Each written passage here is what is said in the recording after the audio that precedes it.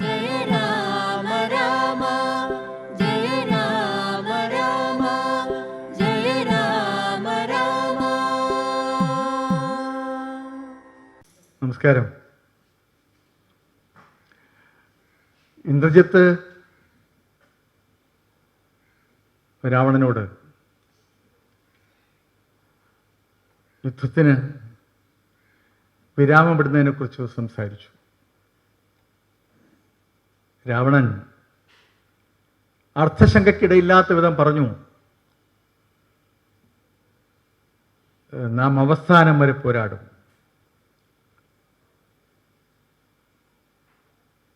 ഈ യുദ്ധം അവസാനിപ്പിച്ചാൽ നാം തന്നെ ഇല്ലാതാകും.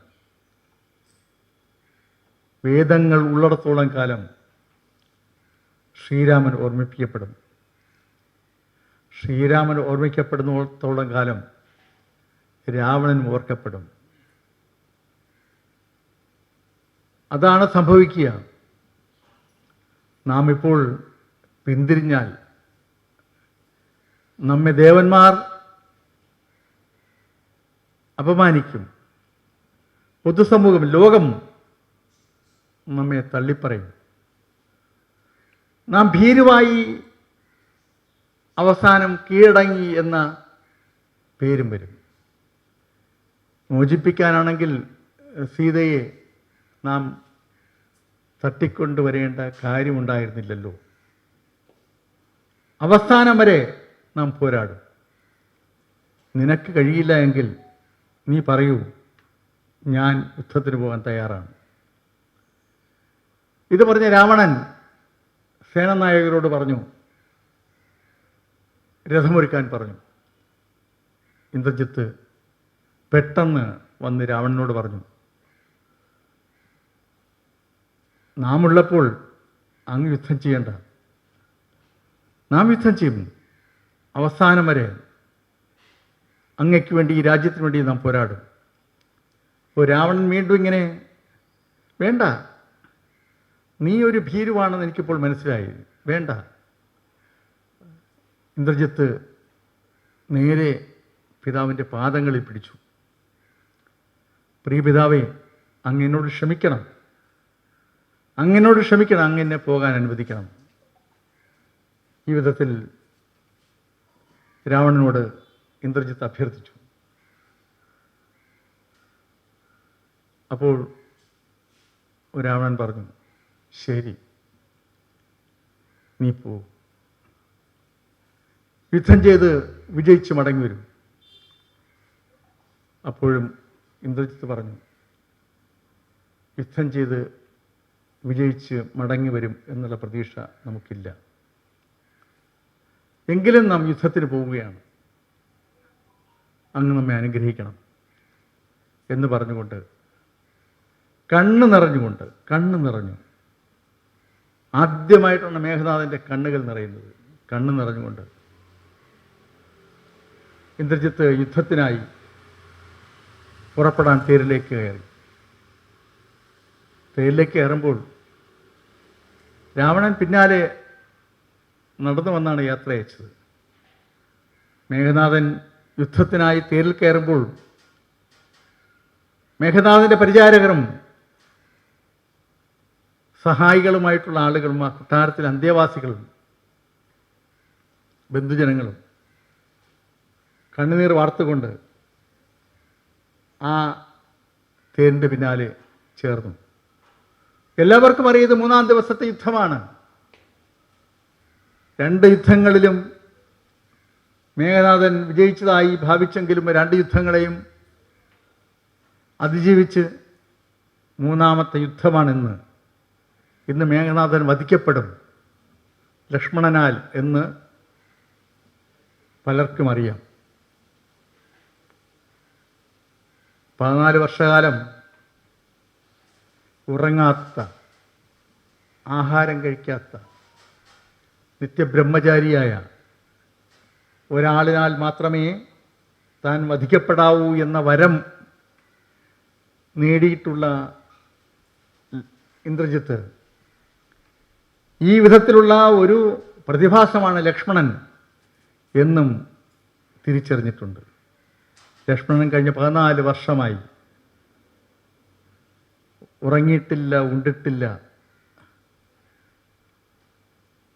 നിത്യബ്രഹ്മചാരിയുമാണ്. ആ ലക്ഷ്മണൻ ഏതാണ്ട് സമപ്രായക്കാരുമാണ്. ആ ലക്ഷ്മണനാൽ വധിക്കപ്പെടുമെന്ന് ഇന്ദ്രജിത്തിന് അറിയാം. ഇന്ദ്രജിത്തിനെ വധിക്കാനുള്ള ഒരു ജന്മമാണ് ലക്ഷ്മണൻ്റേതെന്നും ഇന്ദ്രജിത്തിന് മനസ്സിലായി. ഇന്ദ്രജിത്ത് കണ്ണുനീർ വാർത്തുകൊണ്ടാണ് തേരിലേക്ക് കയറുന്നത്.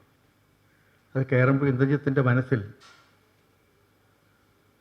രാവണൻ മകനെ, മേഘനാഥ, ഞാൻ സീതയെ മോചിപ്പിക്കാം എന്ന് പറയുന്നു എന്നുള്ളൊരു തോന്നൽ മേഘനാഥനുണ്ടായി. മേഘനാഥൻ രഥത്തിൽ നിന്ന് ആ ശബ്ദം കേട്ടതുപോലെ തോന്നി പിന്നോട്ട് നോക്കുമ്പോൾ രാവണൻ തിരിച്ചു നടക്കുകയാണ്. അപ്പോൾ രാവണൻ തിരിച്ചു നടക്കുമ്പോൾ ഇന്ദ്രജിത്ത് അറിയാതെ കണ്ണിൽ നിന്ന് വീണ കണ്ണുനീർ തുടച്ചു. മേഘനാഥൻ നോക്കുമ്പോൾ രാവണനും കണ്ണുനീർ തുടയ്ക്കുന്നുണ്ടായിരുന്നു. നിവൃത്തികേടുകൊണ്ടാണല്ലോ തൻ്റെ പുത്രനെ ഈ വിധത്തിൽ യുദ്ധത്തിലേക്ക് അയച്ചതെന്ന് രാവണനും അറിയാം. മേഘനാഥൻ യുദ്ധക്കളത്തിലെത്തി പോരാട്ടം ആരംഭിച്ചു. വലിയ പോരാട്ടം.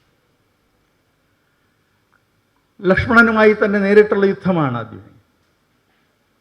തൻ്റെ കൂടെ വന്ന സൈനികർ മുഴുവൻ കൊല്ലപ്പെട്ടു. ആ സൈനികർ മുഴുവൻ നശിപ്പിച്ചു. അവസാനം ലക്ഷ്മണൻ ഇന്ദ്രജിത്തിൻ്റെ തേരാളിയെയും തേരിനെയും നശിപ്പിച്ചു. സമയം സന്ധ്യയോടടുക്കുന്നു. സന്ധ്യ ആയാൽ, രാത്രിയായാൽ ഇന്ദ്രജിത്തിൻ്റെ ശക്തി വർദ്ധിക്കും. മായാജാലങ്ങൾ പലതും കാണും എന്നറിയാം. ഇന്ദ്രജിത്തും ലക്ഷ്മണനുമായിട്ടുള്ള അപ്രാവശ്യത്തെ യുദ്ധത്തിൽ, ആ ദിവസത്തെ യുദ്ധത്തിൽ ലക്ഷ്മണൻ ആരാണ് എന്ന് ഇന്ദ്രജിത്ത് മനസ്സിലാക്കിയതിന് മുതൽ ലക്ഷ്മണൻ്റെ കരുത്തിന് മുന്നിൽ ഇന്ദ്രജിത്തിനൊരു ചെറിയ പതർച്ചയുണ്ടായിരുന്നു. കാരണം സാധാരണ മനുഷ്യനല്ല തൻ്റെ മുന്നിൽ നിന്ന് യുദ്ധം ചെയ്യുന്നത് എന്നുള്ള തിരിച്ചറിവ് ഇന്ദ്രജിത്തിനെ ബാധിച്ചിരുന്നു. എങ്കിലും കൊടിയ പോരാട്ടം തന്നെയാണ് ഇന്ദ്രജിത്ത് നടത്തിയത്. ലക്ഷ്മണൻ ഇന്ദ്രജിത്തുമായുള്ള പോരാട്ടം ശക്തിപ്പെടുത്തി. ഇന്ദ്രജിത്ത് നേരത്തെ രാവണനോട് സംസാരിക്കുമ്പോൾ പറഞ്ഞിരുന്നു, അവർ ഇതുവരെ പുതിയ അസ്ത്രങ്ങളൊന്നും എടുത്ത് ബ്രഹ്മാസ്ത്രം പോലുള്ള അസ്ത്രങ്ങൾ പോലും, ദിവ്യാസ്ത്രങ്ങളൊന്നും തന്നെ നമുക്കെതിരെ പ്രയോഗിക്കുന്നില്ല. നാം ചെയ്യുന്ന അസ്ത്രങ്ങളെയൊക്കെ തടുക്കുകയാണ് ചെയ്യുന്നത്. അസാധാരണമായ കരുത്താണ് അവർക്ക്. അപ്പോൾ ഈ അസാധാരണമായ കരുത്ത് തിരിച്ചറിഞ്ഞ മേഘനാഥൻ ആ പതർച്ചയിൽ കൂടിയാണ്. അപ്പോഴാണ് ലക്ഷ്മണൻ ഇന്ദ്രജിത്തിൻ്റെ രഥവും തേരാളിയും തകർത്ത് ഇന്ദ്രജിത്തിനെ വധിക്കുവാൻ തീരുമാനിക്കുന്നത്. വിഭീഷൺ പറഞ്ഞു, സമയമായി, സമയം സന്ധ്യയോടടുക്കുന്നു. ലക്ഷ്മണൻ ഒരു അസ്ത്രമെടുത്തു. മുൻവശം വളഞ്ഞ് മൂർച്ചയുള്ളൊരസ്ത്രം. ആ അസ്ത്രമെടുത്ത് നേരെ ഇന്ദ്രജിത്തിൻ്റെ കഴുത്തിന് നേരെ എയ്തു. ഇന്ദ്രജിത്തിൻ്റെ തല മുറിഞ്ഞ് താഴെ വീണു. ഇന്ദ്രജിത്ത് കൊല്ലപ്പെട്ടു. അപ്പോൾ തന്നെ വിഭീഷണൻ പറഞ്ഞു, ആ തലയെടുത്ത് കടലിലെറിയാൻ പറഞ്ഞു. അടുത്ത അസ്ത്രം കൊടുത്ത് ആ തല കടലിലേക്ക് എറിഞ്ഞു. തല കടലിലേക്ക് എറിഞ്ഞപ്പോൾ, എറിയാൻ ആവശ്യപ്പെട്ടപ്പോൾ, ലക്ഷ്മണൻ ചെയ്യുകയും ചെയ്തപ്പോൾ ഇത് കണ്ടു നിന്ന വാനർ ചോദിച്ചു വിഭീഷണനോട്, എന്തിനാണ് തല കടലിലെറിയാൻ പറഞ്ഞത്. അപ്പോൾ വിഭീഷണൻ പറഞ്ഞു, ഇന്ദ്രജിത്തിൻ്റെ ഭാര്യ സുലോചനയ്ക്ക് ഒരു വരമുണ്ട്, നാഗകന്യകയാണ്. ഇന്ദ്രജിത്ത് കൊല്ലപ്പെട്ടാൽ ആ കബന്ധത്തിൽ മുറിഞ്ഞു വീഴുന്ന തലയിടത്തേക്ക് അടുപ്പിച്ചാൽ വീണ്ടും ജീവൻ കിട്ടും, കൂടുതൽ ശക്തിയോടുകൂടി പോരാടാൻ കഴിയുമെന്ന്. അത് ഇപ്പോൾ തന്നെ സുലോചന വരും, ഇതാ കൊല്ലപ്പെട്ടതറിഞ്ഞാൽ ഉടൻ തന്നെ സുലോചന വരും എന്നിങ്ങനെ വിഭീഷണൻ പറഞ്ഞു. നിമിഷങ്ങൾക്കൊക്കെ തന്നെ സുലോചന പാഞ്ഞെത്തി വരുമ്പോൾ നോക്കുന്നത് ഇന്ദ്രജിത്തിൻ്റെ ജഡത്തിലാണ്, തല നഷ്ടപ്പെട്ട ജഡം. കിരീടമവിടെ കിടപ്പുണ്ട്, തല കാണുന്നില്ല. തല കടലിലേക്ക് എറിയപ്പെട്ടു എന്ന് മനസ്സിലാക്കി സുലോചന കരഞ്ഞ് വിളിച്ചുകൊണ്ട് നേരെ ശ്രീരാമദേവൻ്റെയും ലക്ഷ്മണൻ്റെയും മുന്നിലേക്ക് ചെന്ന് സുലോചന അങ്ങോട്ട് നിലവിളിച്ച് സംസാരിക്കാൻ തുടങ്ങി. എൻ്റെ ഭർത്താവ് മേഘനാഥൻ എത്ര കണ്ട് നല്ലവനായിരുന്നു എന്ന് അങ്ങേക്കറിയുമോ? സീതാദേവിയെ സ്വന്തം പിതാവ് തട്ടിക്കൊണ്ട് വന്നതിനെക്കുറിച്ച് ഏറ്റവും കൂടുതൽ പിതാവിനെ വിമർശിക്കുകയും തെറ്റുരുത്തുവാൻ ആവശ്യപ്പെടുകയും ചെയ്തിട്ടുള്ള ആളായിരുന്നു എൻ്റെ ഭർത്താവ് മേഘനാഥൻ. ആ മേഘനാഥൻ്റെ മഹാത്മ്യങ്ങളെക്കുറിച്ച് ഓരോന്നോരോന്നായി പറഞ്ഞുകൊണ്ട് സുലോചന കണ്ണുനീർ വക്കുന്നുണ്ടായിരുന്നു. ആ സംസാരത്തിൻ്റെ ഇടയിൽ സുലോചന പെട്ടെന്ന് ലക്ഷ്മണൻ്റെ മുഖത്തേക്ക് സൂക്ഷിച്ചു നോക്കി. ലക്ഷ്മണനും സുലോചനയെ സൂക്ഷിച്ചു നോക്കി. പെട്ടെന്നൊരു നിമിഷം സ്തബ്ധമായിപ്പോയി. ലക്ഷ്മണൻ്റെ കണ്ണുകളും സുലോചനയുടെ കണ്ണുകളും കൂട്ടിമുട്ടി. ലക്ഷ്മണൻ നോക്കുമ്പോൾ പൂർവജന്മത്തിലെ തൻ്റെ പുത്രി സുലോചനയാണിത്. സുലോചനയ്ക്ക് മനസ്സിലായി പൂർവ്വജന്മത്തിലെ തൻ്റെ പിതാവാണ് ഈ നിൽക്കുന്നതെന്ന്. സുലോചനയെ തറയിൽ വയ്ക്കാതെ, കയ്യിലും കാലിലും മുള്ളുകളോ ഒന്നും ഏൽക്കാതെ സുലോചനയെ താലോലിച്ച് കൊണ്ട് നടന്ന ഒരു പിതാവാണ് ഇപ്പോൾ തൻ്റെ മുന്നിൽ തൻ്റെ ഭർത്താവിൻ്റെ ഘാതകനായി നിൽക്കുന്നത് എന്ന് സുലോചന തിരിച്ചറിയുകയാണ്. ഇവർ രണ്ടുപേരും ആ പഴയകാല സ്മരണയിലേക്ക് ഇങ്ങനെ പോകുമ്പോൾ, മുൻ ജന്മത്തിലെ സ്മരണയിലേക്ക് പോകുമ്പോൾ ശ്രീരാമദേവന് ഇത് മനസ്സിലായി. ശ്രീരാമദേവൻ്റെ മുഖത്തൊരു ചെറിയ പുഞ്ചിരി മാത്രമായിരുന്നു. തല മടക്കി കിട്ടുവാനുള്ള അഭ്യർത്ഥന ഒരു കാരണവശാലും നടക്കില്ല എന്ന് മനസ്സിലായ സുലോചന അവസാനം ശ്രീരാമദേവനോടും ലക്ഷ്മണനോടും പ്രാർത്ഥനയോടെ അഭ്യർത്ഥിച്ചു, എനിക്ക് എൻ്റെ ഭർത്താവിനോടൊപ്പം ജീവിച്ച് ആശ തീർന്നിട്ടില്ല. എൻ്റെ ഭർത്താവ് അത്രയധികം എന്നെ സ്നേഹിച്ച ആളാണ്, അങ്ങേക്കറിയാമല്ലോ. മൈഥിലി സ്വയംവരം നടക്കുന്ന സമയത്ത് മേഘനാഥനോട് സ്വയംവരത്തിൽ പങ്കെടുക്കുവാൻ പിതാവ് നിർദ്ദേശിച്ചപ്പോൾ ഞാനുള്ളതുകൊണ്ട് മറ്റൊരു സ്ത്രീയെ തൻ്റെ ജീവിതത്തിലേക്ക് കൊണ്ടുവരില്ല എന്ന് പറഞ്ഞ ഭർത്താവാണ് എൻ്റെ ഭർത്താവ് മേഘനാഥൻ. ആ മേഘനാഥനോട് ജീവിച്ച് എൻ്റെ ആഗ്രഹം തീർന്നില്ല. അങ്ങ് ദയവായി ഇനിയൊരു ജന്മം ഉണ്ടെങ്കിൽ, ജന്മം തരികയാണെങ്കിൽ അത് അങ്ങയുടെ അംശത്തിൻ്റെ ഭാഗമായി എനിക്കൊരു ജീവിതം തരണം, ഒപ്പം എൻ്റെ ഭർത്താവ് മേഘനാഥനും എന്ന് പറഞ്ഞിങ്ങനെ അഭ്യർത്ഥിച്ചു.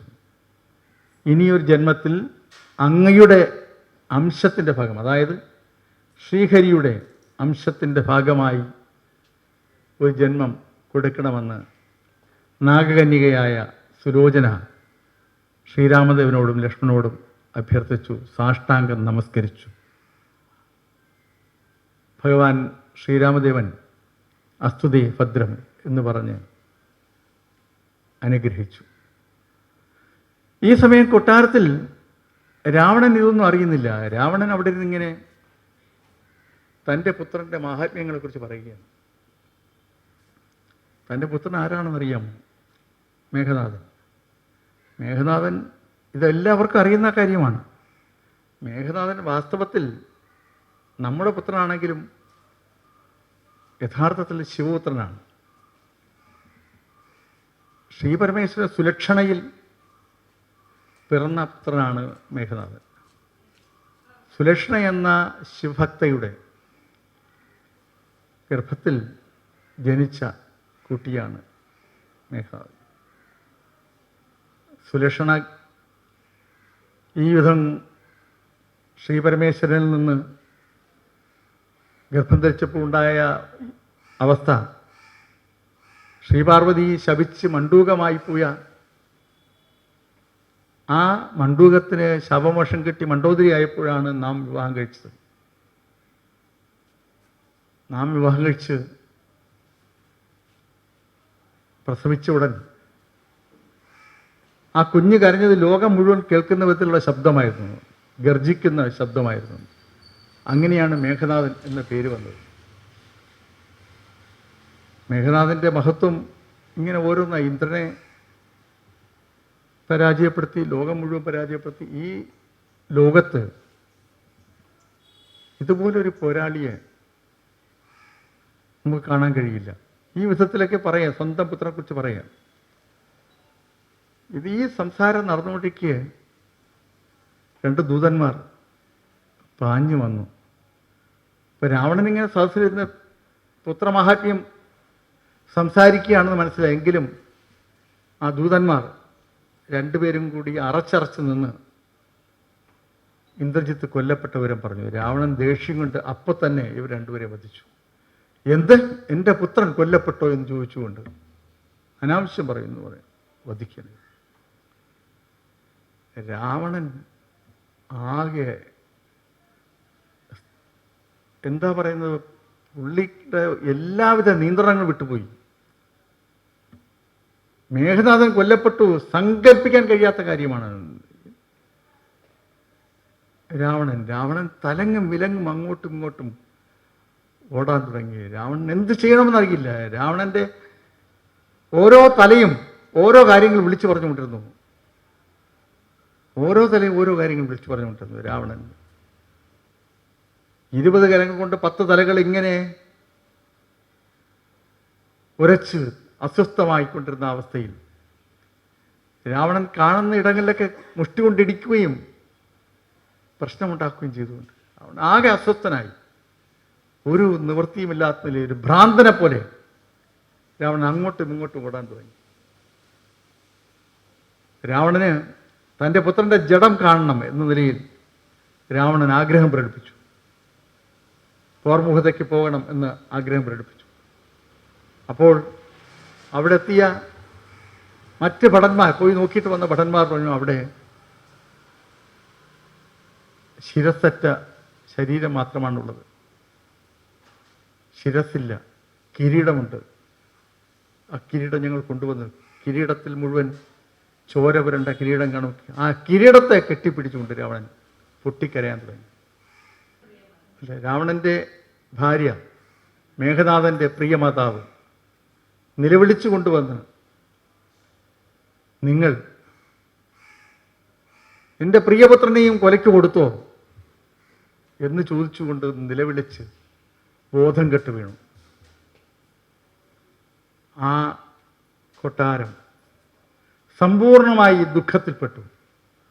ഇത്തരത്തിലൊരു ദുഃഖാവസ്ഥ ലങ്കയുടെ ചരിത്രത്തിലുണ്ടായിട്ടില്ല. ആ വിധത്തിലുള്ള നിലവിളിയും എല്ലാവരും, സ്ത്രീകളും കുട്ടികളും അടക്കം എല്ലാവരും തന്നെ നിലവിളിച്ചുകൊണ്ടാണ് ഇന്ദ്രജിത്തിൻ്റെ മരണത്തിൻ്റെ വാർത്ത ശ്രവിച്ചതും അവർ ആ ദിവസം ചെലവഴിച്ചതും.